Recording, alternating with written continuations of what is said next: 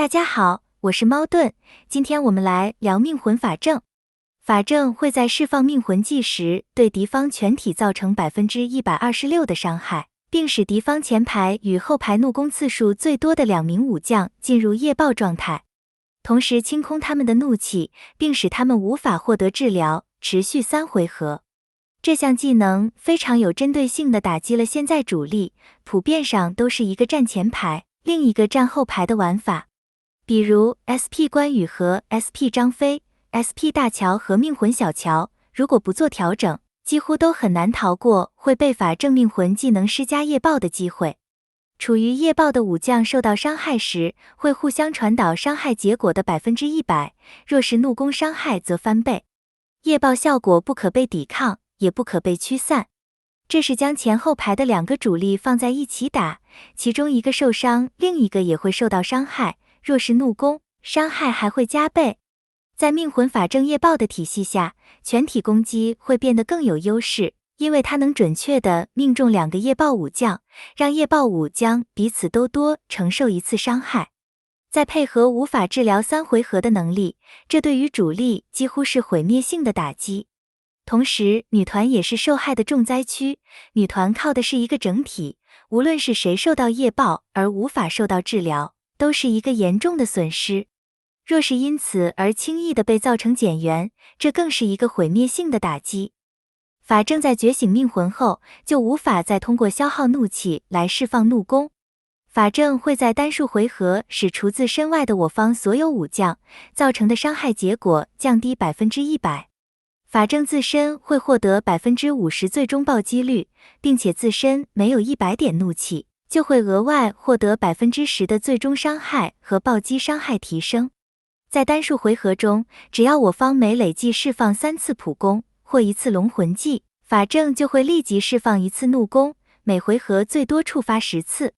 并且每次怒攻都会使当前生命上限高于初始值80%的敌方武将，生命上限降低10%，最多可叠加4层，效果持续2回合。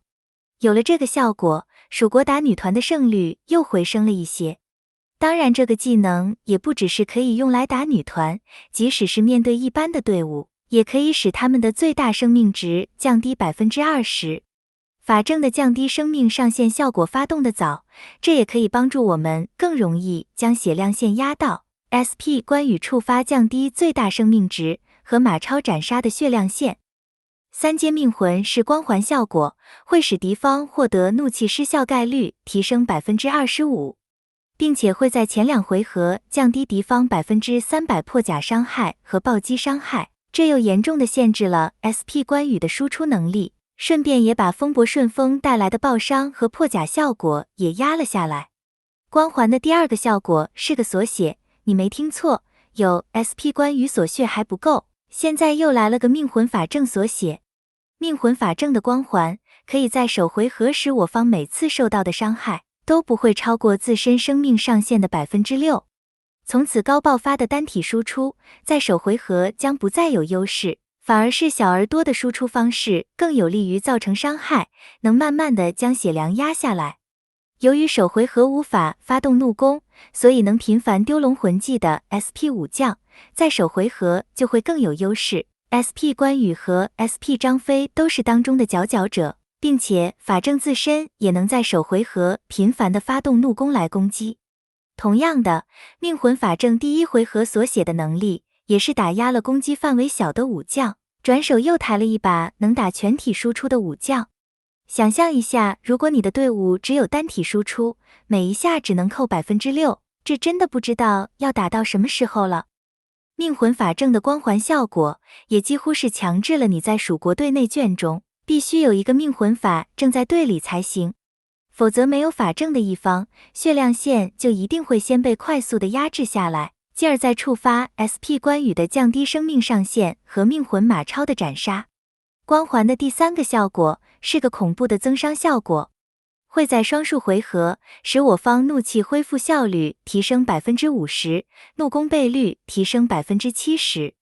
并且我方每次释放怒攻都有75%概率连击1次，每个武将每回合最多触发10次。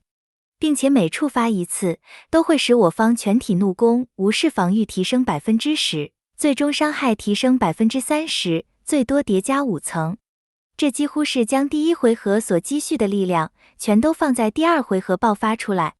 命魂法正重新改变了自己定下的游戏规则，现在是第一回合法正自己输出，第二回合则交由队友全力输出。这样轮流交替输出的方式，也比以前只能2回合输出一次更加灵活。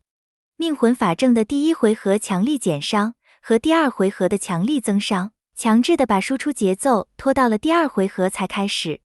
这也让一些以首回合为输出的队伍，比如旅寮队吃了个大亏，成了这个版本最大的苦主。之后登场的 SP 诸葛亮一样是个拖节奏的能手，这又进一步压缩了旅寮队的生存空间。5阶命魂会在战斗开始时，为我方魂将恢复1点龙魂值，这1点的龙魂值就能让旅寮无法封住我方的龙魂。5阶命魂同时也加强了夜爆的效果，会使首队获得夜爆的武将，怒气上限降低为100点，这样无论是谁中了夜爆，都无法再释放怒攻了。